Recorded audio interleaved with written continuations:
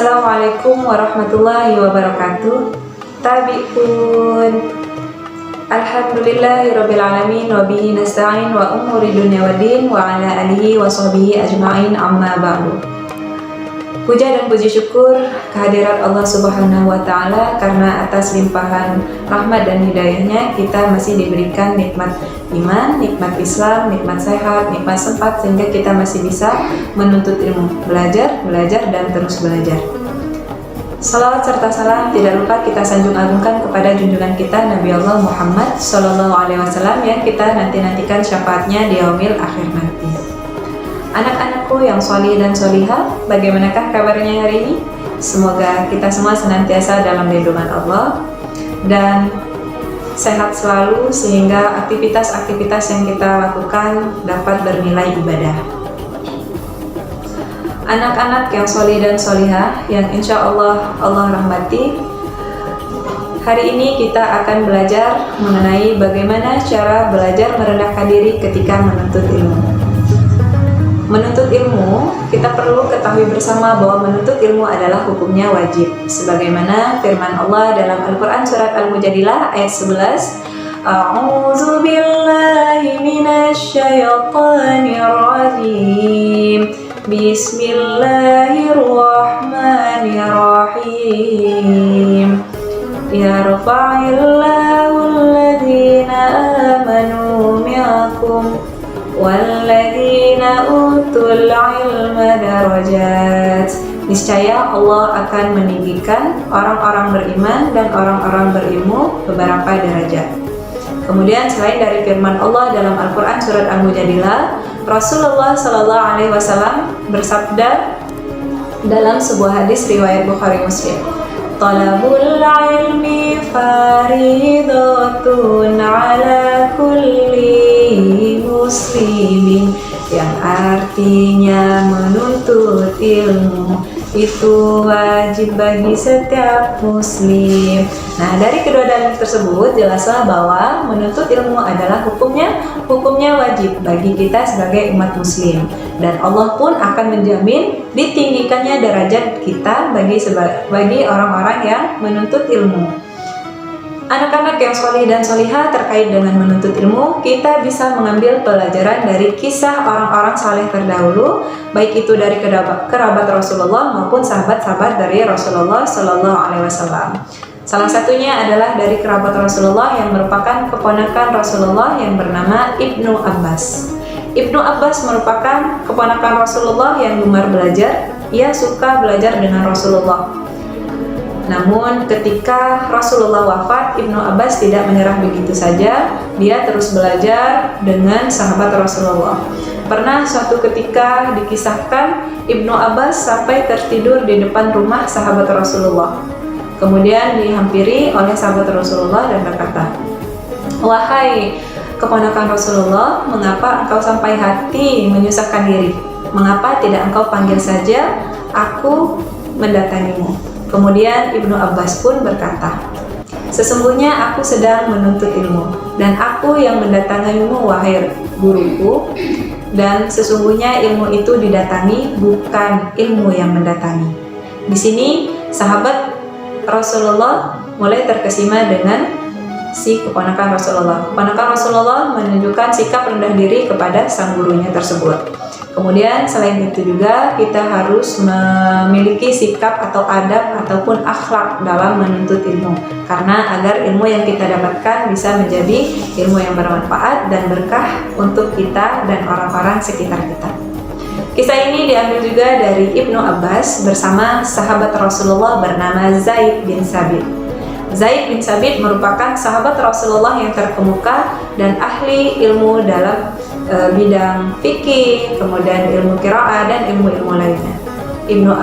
Zaid bin Sabit juga merupakan ahli juru tulis dalam menuliskan wahyu yang diterima oleh Nabi Muhammad SAW.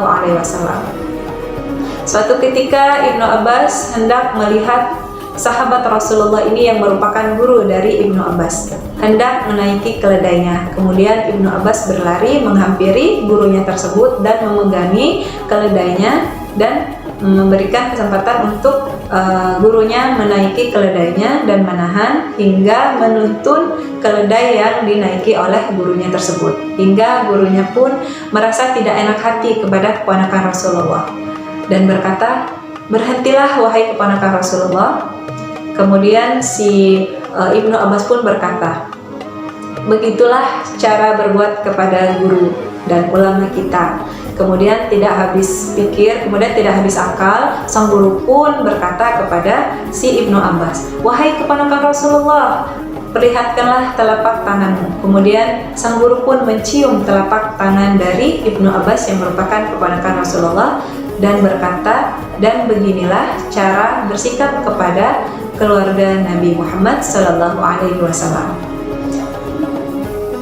Ibnu Abbas pun berkata, "Sesungguhnya aku telah merendahkan diriku sebagai pencari ilmu dan sekarang aku mulia sebagai orang yang dicari ilmunya."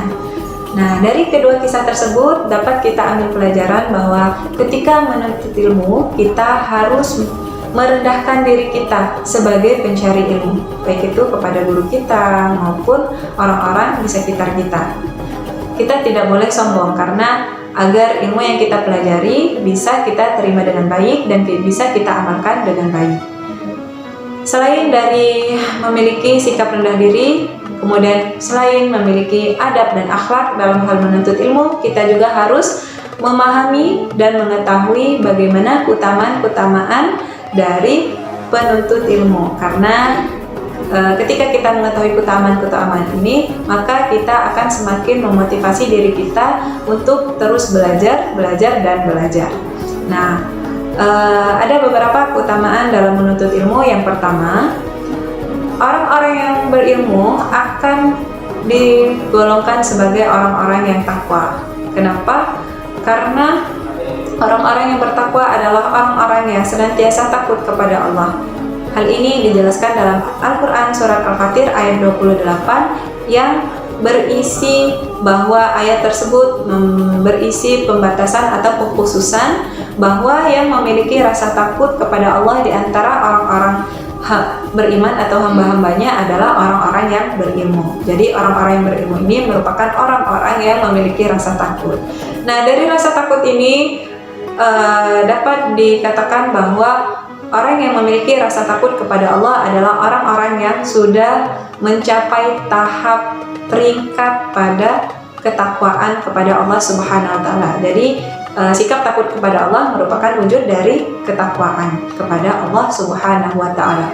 Kemudian yang kedua, menuntut ilmu. Itu merupakan warisan.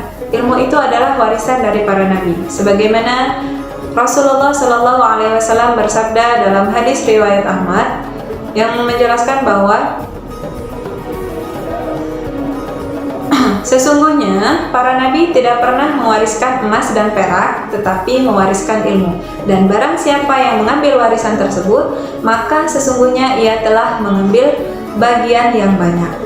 Kemudian yang ketiga, orang-orang yang berilmu, orang-orang yang menuntut ilmu akan Allah mudahkan jalan baginya menuju surga. Hal ini juga diriwayatkan dalam sebuah hadis, yaitu hadis riwayat Ahmad. Rasulullah pernah berkata, "Barang siapa yang meniti suatu jalan dalam rangka menuntut ilmu, maka Allah akan memudahkan jalan baginya menuju surga." Kemudian selanjutnya adalah orang-orang yang berilmu akan Allah jamin, Allah tinggikan derajatnya di antara orang-orang atau hamba-hamba yang lainnya, dan akan Allah berikan kebaikan-kebaikannya.